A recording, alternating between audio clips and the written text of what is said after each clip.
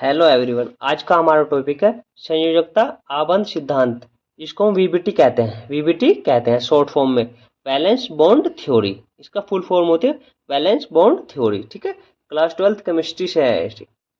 संयोजकता आबंध सिद्धांत, अब इसके बारे में पढ़ते हैं। संयोजकता आबंध सिद्धांत के द्वारा संकुल यौगिक होते हैं उप संयोजक यौगिक की त्रिविम ज्यामितीय संरचना, संकरण, चुंबकीय एवं अनुचुंबकीय गुणों तथा रंगों का स्पष्ट रूप से पता लगाया जा सकता है। यह सिद्धांत पारेंग तथा स्लेटर नामक वैज्ञानिक ने दिया था। ठीक है, संयोजकता आबंध सिद्धांत के अनुसार इन्होंने कुछ नियम दिए थे, उन नियमों के बारे में पढ़ते हैं। ठीक है, तो फर्स्ट, केंद्रीय धातु परमाणु या आयन के पास अपनी समन्वय संख्या के बराबर ही रिक्त कक्षक उपस्थित होते हैं। K4Fe ठीक है, ब्रैकेट बंद। ये इसका एग्जाम्पल है, केंद्रीय धातु परमाणु पर रिक्त कक्षक अर्थात समन्वय संख्या के बराबर ही रिक्त कक्षक होते हैं। नंबर 2, केंद्रीय धातु परमाणु या आयन के रिक्त कक्षक sp_d संकृत होकर समान संख्या में समान ऊर्जा के नए संकृत कक्षक बनाते हैं।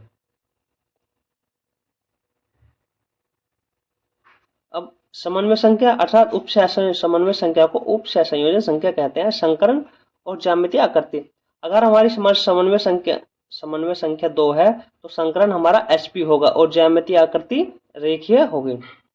अगर हमारी संख्या 4 है तो संकरण sp3 होगा, इसकी ज्यामितीय आकृति चतुष्फलकीय होगी। अगर समन्वय संख्या 6 है तो इसका संकरण d2sp3 या इसको इस प्रकार लिख सकते हैं sp3d2 होगा, इसकी आकृति अष्टफलकीय होगी। अगर समन्वय संख्या 4 है तो इसकी जो संकरण है sp2d होगा, अर्थात इसकी ज्यामितीय आकृति वर्गाकार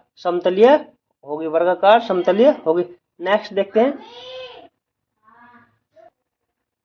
नंबर 3, केंद्रीय धातु परमाणु के रिक्त संकर कक्षक लिगेंड या दाता समूह के भरे हुए कक्षों के साथ अतिव्यापन करते हैं, जिससे सिग्मा बंध बनता है। अब एग्जाम्पल देखते हैं, Fe4Fe6 जो ये हमारे केंद्रीय धातु परमाणु है और उससे 6 जो लिगेंड जुड़े हुए हैं, लिगेंड जो, और ये हमारा सिग्मा बंध बनाते हैं। अब इसका एग्जाम्पल देख लेते हैं, छोटा सा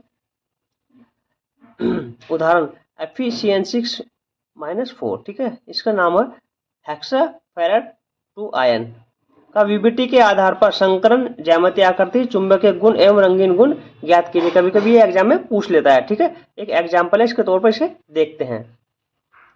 वीबीटी के आधार पर इसकी सब कुछ संरचना अगर देखते हैं। ठीक है, Fe6-4, अब इसकी ऑक्सीजन संख्या निकालते हैं। जिसकी ऑक्सीजन संख्या निकालते हैं उसको x मान लेते हैं, ये प्लस है, और हमारे पास 6 क्या है, लिगेंड जो है CN6 है, और उसकी जो है आवेश -1 होता है। ठीक है, -1 बराबर -4। ठीक है, तो ये हमारे x बराबर +2 आ जाता है, Fe का जो परमाणु क्रमांक 26 होता है। ठीक है, इसका जो संकलन करते हैं 1s2 2s2 2p6 3s2 3p6 4s2 और 3d6 हो जाता है। और जब ये 2 इलेक्ट्रॉन त्याग देता है तो संरचना चल जाती है, तो ये 4s0 और 3d6 हो जाता है, 3d6 हो जाता है। अब हम इसको इधर पक्षांतर करके लिख देते हैं 3d6 4s0 और 5 और 4p0, क्योंकि संकरण हमारा sp_df में होता है ना, तो ये करते हैं। d के पास हमारे 5 कक्षक होते हैं और s के पास 1 कक्षक होता है और p के पास 3 कक्षक होते हैं, ठीक है।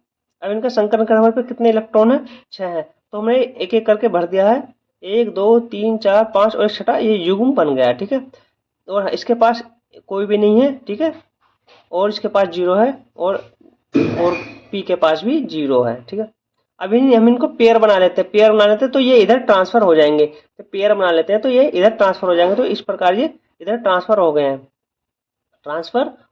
बाकी जो हमारे रिक्त कक्षक बचे हैं उनमें हमारे पास 6 लिगेंड जो लिगेंड है 6, तो इनमें 6 हमने इन सभी में भर दिया है। ठीक है, दो यहाँ पर भर दिया, 1 यहाँ पर और 3 यहाँ पर भर दिया, तो हमारे पास 6 जो है ये बॉक्स खाली जो बॉक्स है भर चुके हैं। ठीक है, अब हम इसका संकलन करते हैं। संकलन कैसे करते हैं, हमारे पास यहाँ पर कितने लिगेंड 2 हैं, तो हमारा D2 हो जाएगा।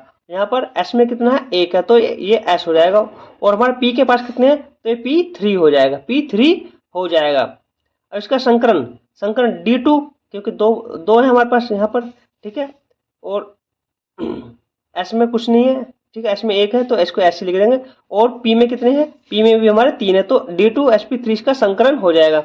ज्यामितीय आकृति हमारी अष्टफलकीय हो जाएगी, जैसा कि हमने पीछे बताया था। ज्यामितीय आकृति हमारी अष्टफलकीय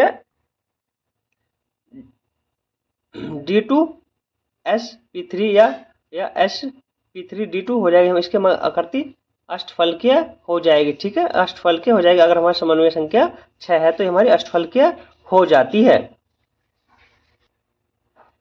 चुंबकीय गुण प्रतिचुंबकीय है। चुंबकीय गुण जो प्रतिचुंबकीय अयुग्मित इलेक्ट्रॉन है, क्योंकि हमारे पास अयुग्मित इलेक्ट्रॉन युग्म नहीं बने हुए हैं, ठीक है। रंग क्या है, रंग इसका रंगहीन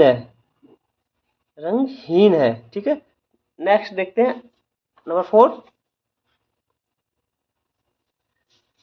धातु एवं लिगेंडो के मध्य सिग्मा बंध के अतिरिक्त पाई बंध बनने की संभावना होती है। ऐसा तभी संभव है जब धातु के भरे हुए कक्षक लिगेंड के रिक्त कक्षक के साथ अतिव्यापन करते हैं तो पाई बंध बनता है, परंतु ऐसा बहुत कम होता है। नंबर 5, यदि संकुल यौगिक में इलेक्ट्रॉन युग्मित है तो प्रतिचुंबकीय गुण दर्शाते हैं।